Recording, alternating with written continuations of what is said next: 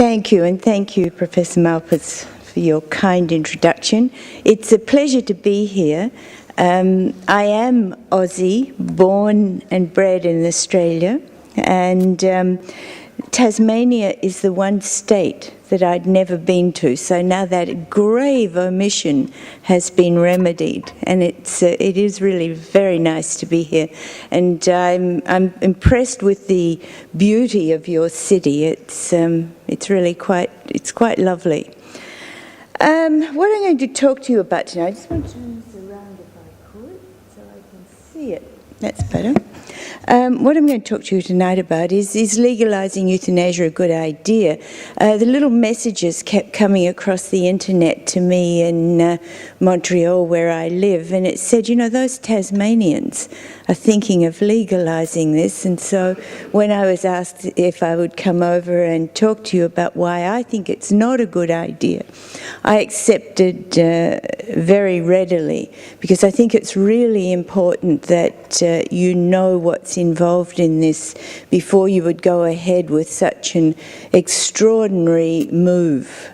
And the way that I've structured it, I've worked on it for a long time, not this speech particularly, but the topic of euthanasia, is to ask a whole series of questions. And there's the 5 questions that I decided on for talking in Australia. Why now do we think that legalising euthanasia is a good idea? Are we sufficiently aware that euthanasia might be legalised through confusion? Once legalised, will it become the normal way that people die? Another way to ask that is, should we continue to prohibit euthanasia? And if so, why? What would be the impact on medicine of legalising euthanasia?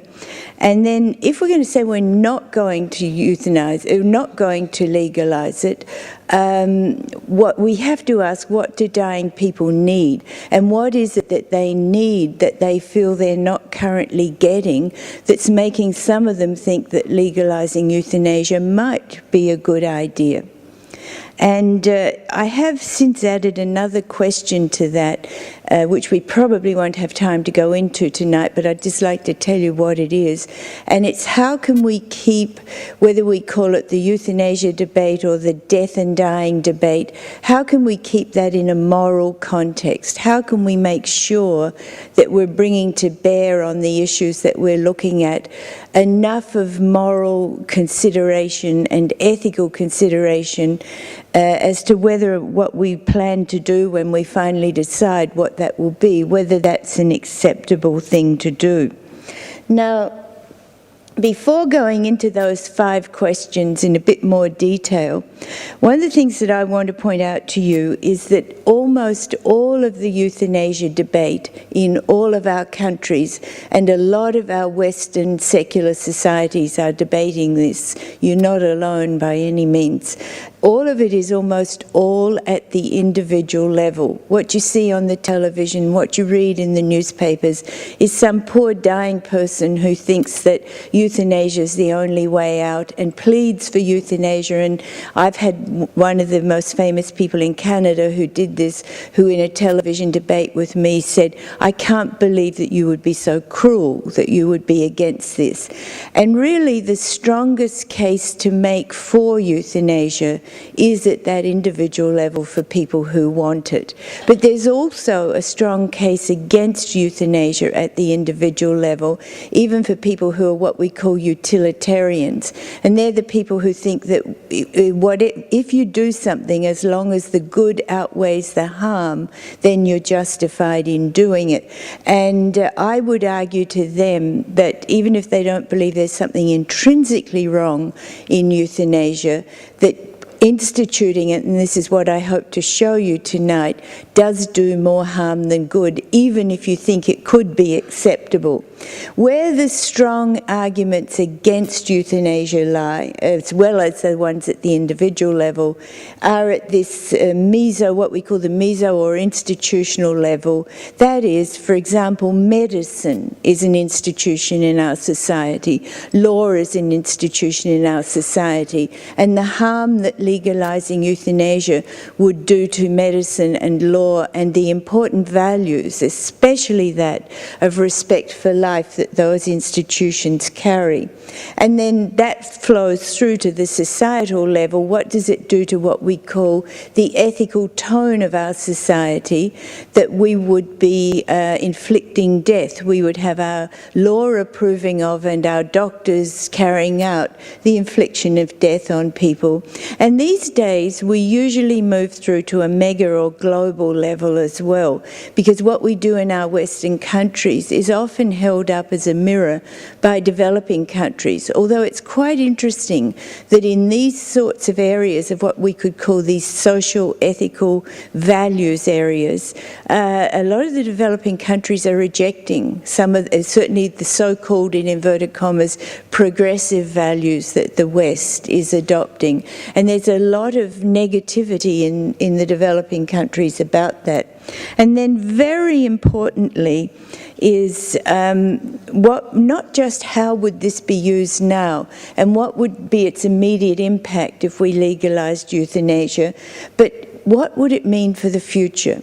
And the sort of question that we have to ask is, how would our great-great-grandchildren die if we say this is going to be part of our societal values and our societally approved actions?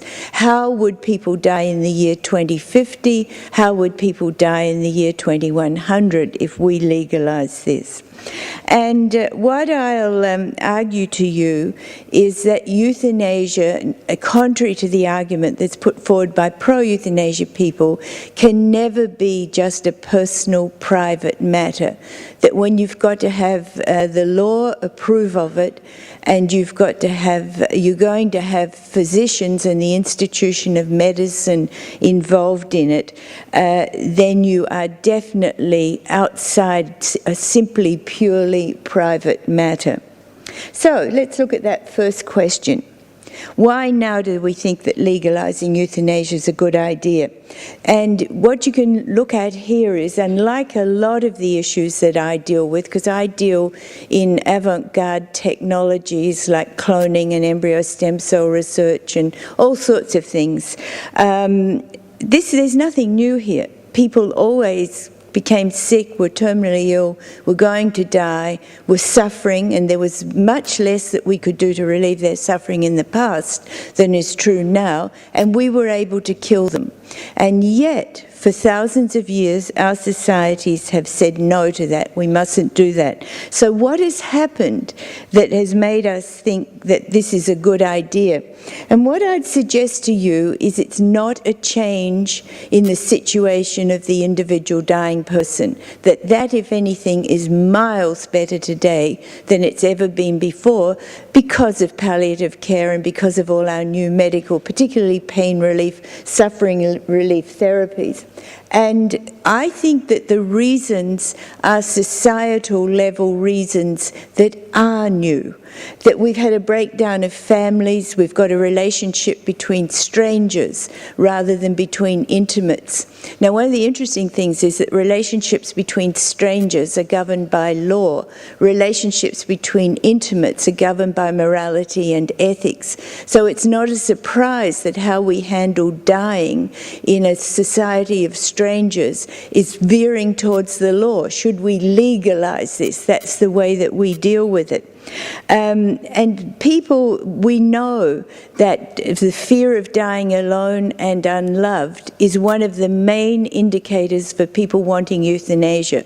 When you do the surveys, it's not people do not tell you that pain is the reason that they want euthanasia. They'll tell you they feel unloved, they feel alone, they have what one of the commentators calls intense pre-mortem loneliness. Well, surely the cure or the approach to dealing with loneliness is not to kill the lonely person, rather it's to try to do something about their loneliness. And The other main reason why they want euthanasia is that they're very worried about being a burden on their family. And again, you know, part of that is to do with the different structure of families that we have today. You see those old paintings with somebody lying on a bed, you know, with everybody around them and holding their hand, and the guy with the white nightcap on and his white nightgown, and it all looks rather sort of peaceful. And I think, and a lot of people, and I've struck this in Australia, say things like, I don't want to be taken over by those doctors and die hooked up by them to their machines. Now, one thing that we've got to reassure people about is that under the common law, and that's the law that governs all of our former English colonies, of which we're one here, that you've got an absolute right to refuse treatment. And all of the courts in all of our countries have recognised that. You can refuse treatment and you can do it in advance through what are called advance directives. So that should be a fear that isn't present, but it is present for a lot of people. They feel that they just get taken over. And they described, what is described in the literature is of death being depersonalised, dehumanised, technologised and isolated. And the vast majority of people tell you they'd rather die at home, yet the statistics in all of our countries are something around about 80% of people die in a hospital. So again, we need to think about those issues and what we should do about it. And for instance, home palliative care. I don't know about the palliative care people here, whether they're considering that, but that's certainly something that seems to be coming up at the palliative care conferences that I go to.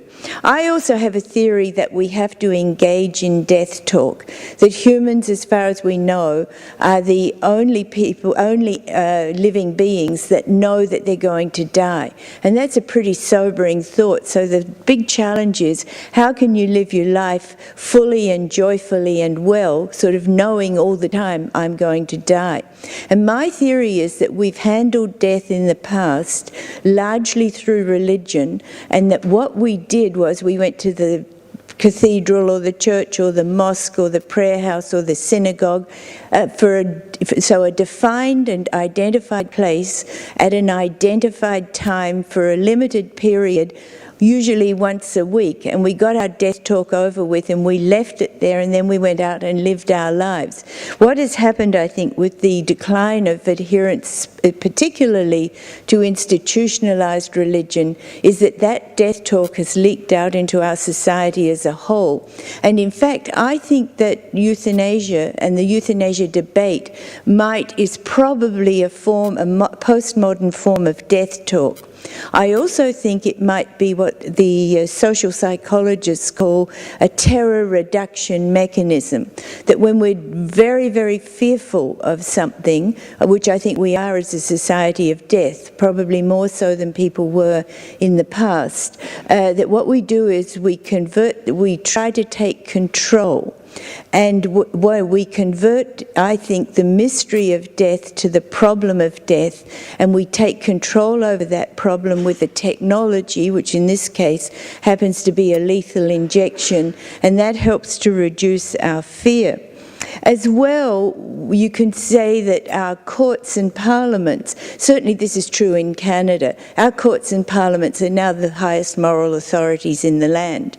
And so I've for a while been calling them our secular cathedrals. And the mass media is very important in this debate. It makes incredibly dramatic television to put a poor dying person on the television who pleads for euthanasia. You can't show the image of what that will do to our values, to society, to these incredibly important intangibles that we need, and our values. And it's also very difficult in a secular society to respond to the relief of suffering argument. My law students told me, because out of a class of 40, 39 of them, and we're talking law students here, are going to make the law in the future, 39 out of the 40 thought there was no problem with euthanasia. And when we discussed this, what became clear was that they saw as the greatest evil of all suffering, and that anything that would relieve suffering was a lesser evil, and they saw euthanasia as a lesser evil than letting somebody suffer. Now, I agree with them that we've got to deal with that suffering, do everything we can to stop it, but I would argue that we shouldn't do that through euthanasia. But I think we've got to be aware that in the kinds of secular societies we are, it's extraordinarily hard to give any meaning or value to suffering. And certainly these young people, they can't find any meaning or value in it. And again, we used to do that through religion. Now, the second question is, are we sufficiently aware that euthanasia might be legalised through confusion? And what is happening is that the people who are pro-euthanasia are genuine, and they believe in their cause, and they are well-intentioned, and they see this as a merciful intervention. So I'm not putting them down. But what I have done in my research is try to identify why and how this debate is so prominent in all of our Western societies. So that first section about why now is part of trying to understand where did this come from. And now what I'm looking at is, well, what strategies are being used to promote euthanasia? And one of the most important strategies that's being used is confusion. And here's the first confusion is a deliberate confusion of pain relief treatment and euthanasia to promote its legalisation.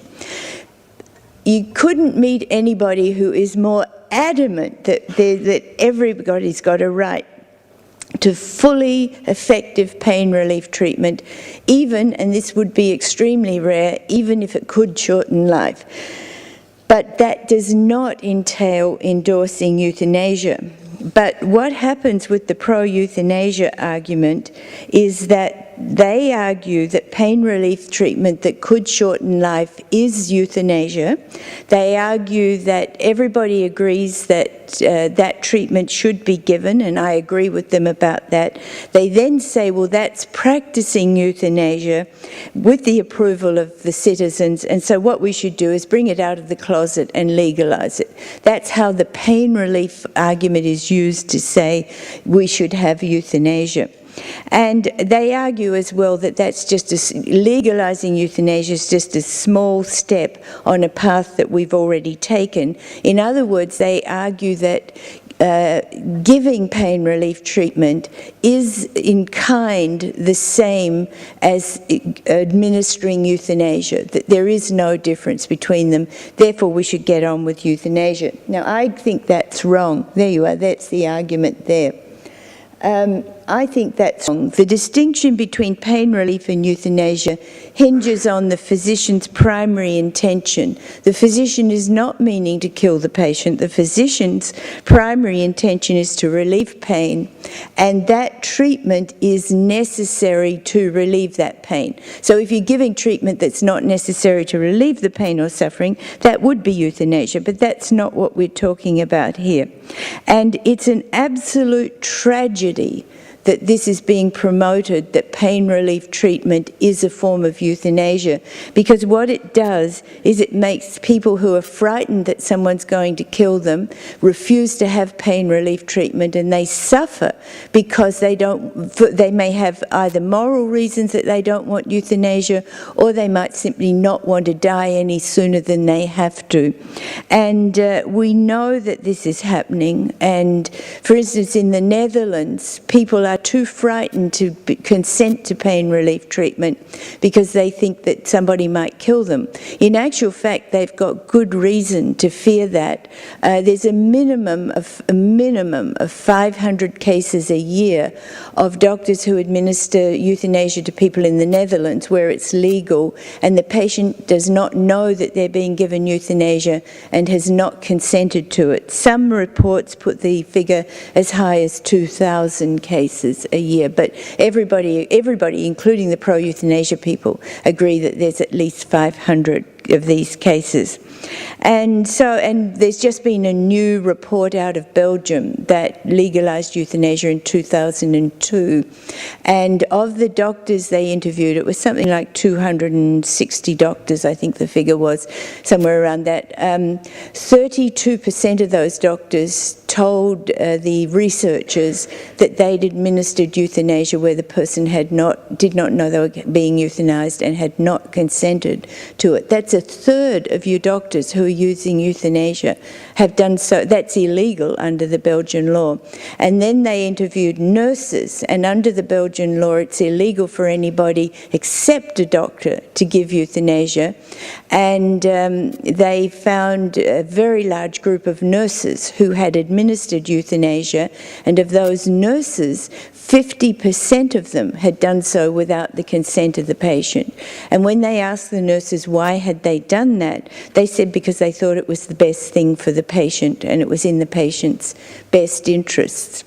So that's very, very disturbing. They did do some breakdown on who the nurses were as well, and the biggest group of nurses who did it were male nurses, and the biggest group of people on whom that was carried out were people over the age of 80. So one of the big worries with legalising euthanasia, and this is a very major discussion in the United States, is that it will be used for age abuse, abuse of aged persons. And there's a very good reason to think that. Okay, that's the first confusion, pain relief and euthanasia. The second one is confusion between the rights to refuse treatment and euthanasia. And here the pro-euthanasia case is exactly the same, that refusing treatment when it's life support treatment means you die, and that's euthanasia. Therefore, we should simply say we're doing euthanasia because we accept patients' refusals, and therefore let's legalise it. And it doesn't, and what they argue is it doesn't matter whether it's you die through a lethal injection or you die from withdrawing a respirator, that's all euthanasia. Well, that's not true. There's a huge difference. When you die from refusal of treatment, and the treatment is life support treatment, you actually die a natural death. You die from your underlying disease, not from a substance that's been injected into you by a physician. Also, the primary intention here is to respect what's called the patient's right to inviolability, the right not to be touched, including by medical treatment, if they have refused the treatment. And the right that's involved here is a right not to be touched, not a right to die. At the most, you could say it would be a right to be allowed to die naturally if you're going to die naturally without this treatment. But again, what the pro-euthanasia case is, they've converted that to a right to die. And then again, they say, well, it doesn't matter whether you exercise that right through a lethal injection or because you've withdrawn treatment. And there's also confusion here as to the issue. The issue in the euthanasia debate is not if we die. Everybody's going to die. Sadly, unless the transhumanists have their way, they're on their way to trying to make us immortal. But unless that happens, and it certainly probably won't be in our lifetimes, then the issue is not if we die. We all die. The issue in the euthanasia debate is how we die, and whether we should continue to prohibit some ways of dying, namely that a physician inflicts death on us intentionally. And so again, we've got to be very careful with that. And so that's the second kind. And then the third kind of confusion is a confusion in the language that's used. Now, this is very broad, but first of all, there's euphemistic language. The pro-euthanasia people did surveys, and they found if they asked people, well, do they approve of euthanasia, there was a fairly large percentage that said no. Then if they asked if they approved of physician-assisted suicide, more people said yes. Then if they changed that to physician-assisted death, more people said yes. Well, I mean, we all want physician assistance when we're dying for pain and suffering relief. So there you're getting away from any word words that raise your moral intuitions that, wait a minute, maybe there's something morally or ethically worrying here. And so that's one kind of language that is used that can affect us. Then there's also problems with the terminology, because it's sort of an interesting fact that both the people who are against euthanasia argue that respect for human dignity requires that we continue to reject euthanasia. And the people who are for euthanasia argue that respect for human dignity requires that we allow euthanasia. Now, how can they both be saying that respect for dignity requires the opposite interventions? And the answer to that is that they have a different definition of dignity. People who are against euthanasia believe that we have dignity simply because we're human. So if you're a dying human, no matter what's happening to you, you still have that what's called intrinsic human dignity. The people who are for euthanasia believe that euthanasia depends on the state that you're in and what you can or can't do. And so rather than having respect for human beings simply because they are human and a being, they have respect. They say your dignity is respected when you can be what is much closer to a human doing. What can you do and what can't you? That's where this quality of life comes in. And then they judge that quality of life, and if they see it as being very low, what they argue is that in order to restore your human doing dignity, they will put you out of your undignified state by giving you a lethal injection. So it's a totally different concept of dignity, and there's a lot of work that needs to be done there. And there's a wonderful psychiatrist in Canada called Dr. Harvey Max Chochinov, who has been specialising, he specialises in psychiatry of dying people. And for any of you who are really interested in this, he and his colleagues have published a paper that's called Dignity Therapy. And they worked out what were the elements that a person needed to have present to feel that they were respected, that they still mattered, that they still had human dignity. And they've got this chart that they've developed with the components for making somebody feel dignified, and then the interventions that you can do to give those people those feelings of being respected and having dignity. It's extremely important work. And then as well, in this confusion as to language, there's this medical cloak that's put on euthanasia, and I argue that that has to be taken off for two reasons. First of all, it causes people to fear physicians and to fear necessary pain relief treatment, and as well, the medical cloak makes euthanasia seem safe, ethical and humane. And I think that's a problem. A while ago I've told this story several times since I've been on this tour, but I was giving a speech and I sort of kept saying, it was to the Australian Medical Association in Canberra some years ago, and I kept saying, we can't have doctors killing people. And Roger Hunt, who's a palliative care physician, who's a friend of mine actually from South Australia, and he thinks in some cases euthanasia can be justified, which is unusual for palliative care people. But anyway, he jumped up in the audience and said, Margot, would you stop using that word killing? He said, it's not killing, it's VAE, it's voluntary act of euthanasia. So later in the speech I said, well, if we're going to have euthanasia, we've got to take this medical cloak off, and that means we've got to have somebody other than physicians carry it out. So who knows about how to interpret the law properly and how to apply it strictly, because that's what you want if you've got a law that legalises euthanasia. And the answer to that is lawyers. So the suggestion has been that we have a group of specially trained lawyers who will carry out the euthanasias. And with that, Roger Hunt leapt to his feet and sort of yelled at me. He said, Margot, he said, are you crazy? He said, you'd have lawyers killing people? So The other thing that I just want to mention here, why language is so important, there's new research that shows that if we've got damage to the emotional centres of our brain, and indeed if we've got damage to the frontal lobes, people can't make good ethical decisions, that their moral sense is impaired. And so words affect emotions, and therefore affecting those emotions can affect our moral sense, and we've got to be very careful about that. And the other thing, and I don't want to go into this tonight, but the other thing that you get from people, for instance, like Professor Peter Singer, who's another philosopher who's in the United States, is that there's no difference between humans and other animals, and to make a difference is speciesism, and that's where this argument comes from, that you love your dog and you euthanize your dog so it doesn't suffer, and therefore you should do the same for humans. It's the whole idea that there's nothing special about being human. And the latest development of this is that robots in the future will be regarded as more special than humans and deserve greater respect. So those are some of the confusions that you need to watch out for if you think euthanasia is not a good idea.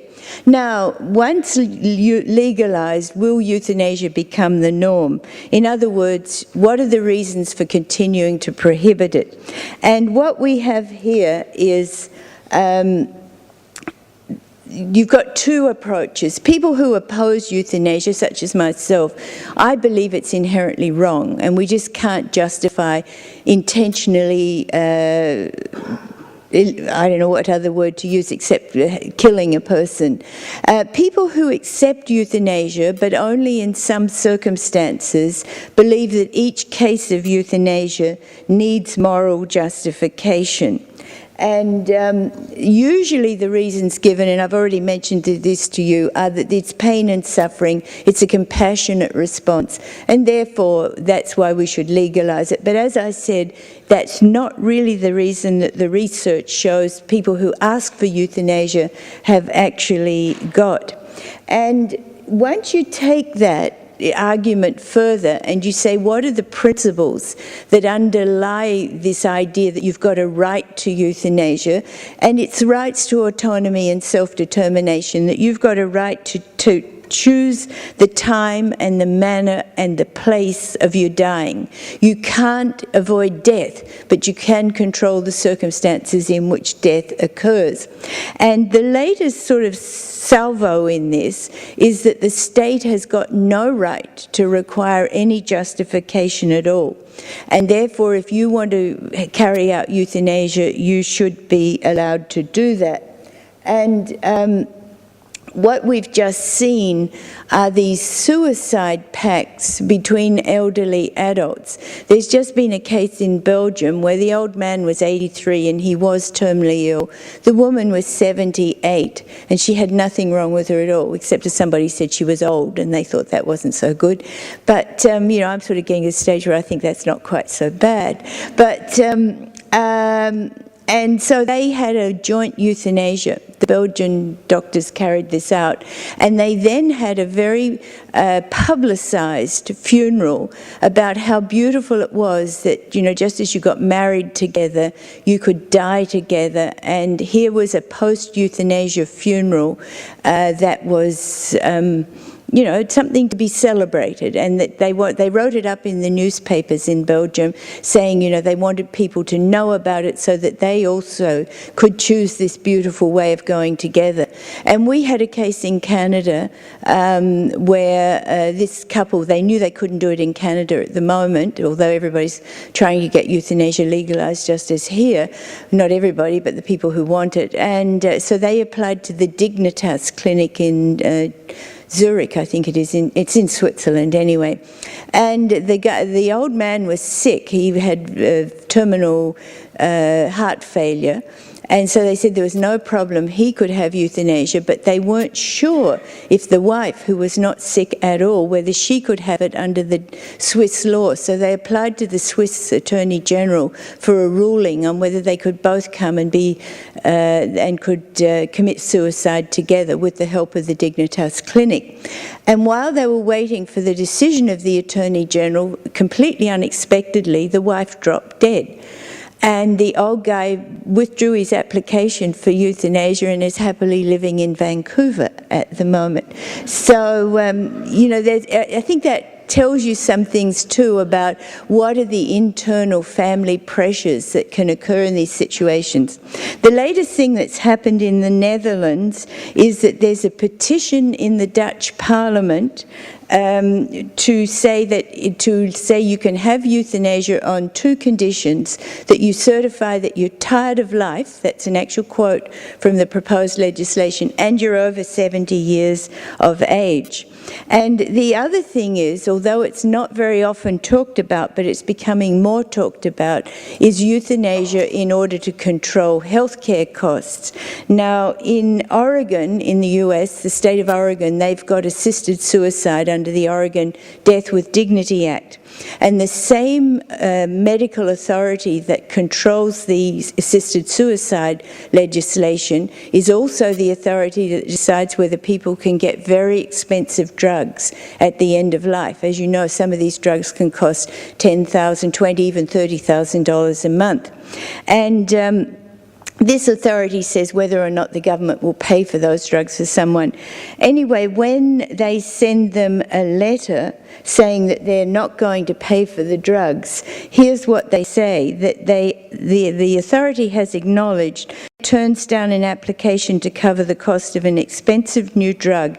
It sends out simultaneously a reminder that the state's assisted suicide program is available. Now, you'd really think it was a joke, wouldn't you? Is available at an affordable cost. And one of our Montreal journalists, who was at the time dying and is now dead, wrote an article in the Montreal paper about this, and he said, what a great way to put a crimp in medical costs: have the patients kill themselves when the cost of keeping us alive gets too high.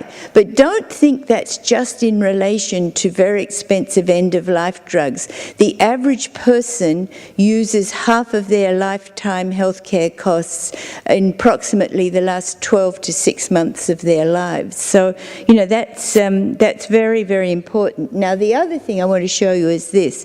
Once you legalise euthanasia, you cannot stop the expansion of justifications for it. And the Netherlands is an absolutely startling example of this.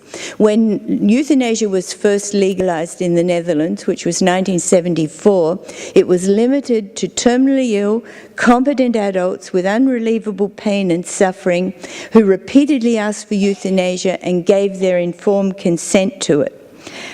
Now, not one of those conditions applies, not one of them. So, apart from the tired of life justification that's not yet law, in the Netherlands, euthanasia now extends, this is recent, to babies and children. Parents of disabled babies can have their disabled baby euthanized, and parents can consent to euthanasia for children up to the age of 12 years. That's called the Groningen Protocol, which has just been sort of recognised in the Dutch law. Recently, a court held that a psychiatrist who gave a lethal injection to a depressed woman, and the government decided to prosecute the psychiatrist as an illegal exercise of euthanasia, the court held it was legally justified. By the way, the Belgian legislation expressly extends to physically and mentally ill people. And within the Belgians are also, they've published about 4 papers on the use of organs for transplant from euthanized patients. And this most recent paper is of 4 people who were euthanized and their lungs were used for transplant. And one of those 4 patients, a woman, was mentally ill and had no physical illness at all, and she was euthanized and her lungs were used for transplant. As I told you, there's more than 500 deaths a year where the consent is not obtained. An old man who had a lifetime dread of going to a nursing home was told by his family, look, you've got to make a decision. You can either go to a nursing home, we can't look after you anymore, or you can have euthanasia. So he said, I'd like to have euthanasia. Old Dutch citizens are seeking admission to nursing homes and hospitals in Germany, which has a strict prohibition against euthanasia because of its Nazi past, and they're too frightened to go into nursing homes or hospitals in the Netherlands. And recently it was noticed that there'd been a drop in the suicide rate in late middle-aged men, who are a high-risk group actually for suicide. And somebody thought to go and look at the euthanasia statistics, and although you can't say it's cause and effect, the number of late middle-aged men who'd had euthanasia had risen. So one of the things that you wonder there is, well, is there a transfer? Instead of killing yourself, you go off and get the doctor to do it for you. And one of the other things that that you worry about in this context is the message that you're giving that inflicting death or suicide is an appropriate response to suffering. And the anti-suicide groups who are trying to convince especially young people from committing suicide are terribly worried about that message. And just relatively recently, the minister who was you better tell this to your minister here or your premier here in Tasmania, but the minister who was responsible for shepherding through the legislation that legalised euthanasia in the Netherlands admitted publicly that doing so had been a serious mistake. For these reasons... Pardon? Yeah, well, she did. Can I just finish what I'm going to say? Yeah, okay, thanks. She admitted that it had been a serious mistake, but then there was such a public outcry about this that she later on recanted on her statement and withdrew it. But she did initially admit that it had been a mistake. She said that it was reported widely. And she did, you're right. She then said, no, that was not what she'd meant, that she'd been misinterpreted and that wasn't what she wanted to say. Anyway, what I would argue to you is that legalising euthanasia causes death and dying to lose its moral context, and that maintaining that moral context is extremely important in light of an ageing population and scarce and increasingly expensive healthcare resources, which will face us with many, many difficult decisions. And then finally, I'd just like to briefly, because we're running out of time here, mention what would be the impact on medicine of legalising euthanasia. And here I think you've got to look at 2 levels of impact. First of all, on the institution of medicine and its role in society. What does medicine do for us? And indeed, what does law do for us? And here what you've got is that in the kinds of societies that we are, in secular pluralistic societies, medicine is extremely important in carrying the value of respect for life. And what we have to sort of realise about the value of respect for life is we don't only need to maintain it at the individual level, respect for every individual human life, which I think we do, but we also have to maintain it at the general societal level, respect for human life in general. And the French have got a very interesting case in this regard. The French developed a sport that they call dwarf throwing. And the French are amazing at what they dream up. I live in a French society in Montreal, so I've become used to it. But it's, it's different, let's put it that way. Anyway, what this consisted of was that you got an achondroplastic person. I mean, these days dwarf is even a non-politically correct word, but it is the word that the French court used. Anyway, what they did was they would throw this small person from one person to the other, constantly moving outwards, and the first person who dropped the small person lost the game. And the French government got to hear about this and thought this was very inappropriate and was not giving a good impression of France, French people, or French sport. And so it decided to ban dwarf throwing, and the dwarfs and the people who were the organisers of this, it was quite lucrative apparently, went to court and they protested and they said, no, you can't ban this, we want to do it. And it went to the highest court in France, which is the Cour de Cassation, and the dwarfs got up in the court and said, look, we want this to go on, it's our livelihood, we like it, we think it's fun, and we consent to it. We give our fully free and informed consent. And what the court said was, yes, that's fine, and you've got that consent, and you've got autonomy and self-determination at the individual level. But while that's necessary, it's not sufficient to ethically or legally validate this, because we have to look at the impact it has on respect for human life and how human life is treated in general, and allowing this is to denigrate that respect for human life, and so they continued to ban it. So that's one of the things I think that as well, trust is enormously important, and this is what I think we see in the Netherlands, that there's been a loss of trust in the profession of medicine and in physicians because of this possibility of euthanasia. We also have to look at what would this mean in, like I call it, its internal impact on medicine. And questions we need to ask is, how would this affect medical and legal education, medical and nursing education? Do we adequately teach pain relief treatment at present? One of the things that's recently come up is that veterinarians in Canada, I don't know what it is in Australia, get 5 times the number of hours of training in pain relief treatment for animals than physicians do for pain relief treatment in humans. And we need to do something about that. I would say that euthanasia takes physicians and medicine beyond their fundamental roles of caring, healing and curing, and it makes them, no matter how compassionate their motives, they are complicit in the infliction of death, and I think that's something that we can't afford. And the other thing that we know here is, can we imagine teaching medical students how to give lethal injections? What impact would the role models of physicians doing this have on young physicians?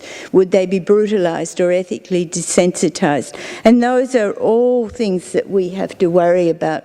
And so what I argue is that physicians and nurses need a clear line that powerfully manifests to them, their patients and society that they do not inflict death. Both their patients and the public need to know with absolute certainty and to be able to trust that this is the case. Anything that blurs that line, damages that trust, or makes physicians or nurses less sensitive to primary obligations to protect and respect life is unacceptable, and legalising euthanasia would do all of those. So, in conclusion, legalising euthanasia and assisted suicide causes death to lose its moral context and for us to lose our proper emotional response to it, a loss which, as I told you, recent research shows detrimentally affects our ethical judgment. Euthanasia delivers a better off dead message that treats dying humans as disposable products. As one Australian politician, when I'm using this work overseas, I don't name him, I give him the benefit of anonymity, but it was Jeff Kennett when I was arguing about euthanasia on a previous occasion when I was in Australia. Jeff Kennett said, he's a pro-euthanasia person, that when you are past your use by or best before date, you should be checked out as quickly, cheaply and efficiently as possible. And I'm sure you can imagine Jeff Kennett delivering that with full force.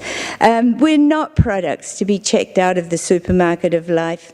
An ageing population, scarce healthcare resources, and legalised euthanasia or assisted suicide would indeed be a lethal combination, not only for individuals, but also for important social values and institutions, such as medicine and law, that uphold those values and the overall ethical tone of our societies. I believe we must have greater respect for all life, not just human life, but in particular human life. Euthanasia will take us in the opposite direction towards loss of respect for human life. And if we lose our respect for life, we lose our humanity. And that would be the tragic outcome if we fail to keep death and dying in a moral context, which I propose to you requires that we keep euthanasia out to keep the moral context in. Thank you.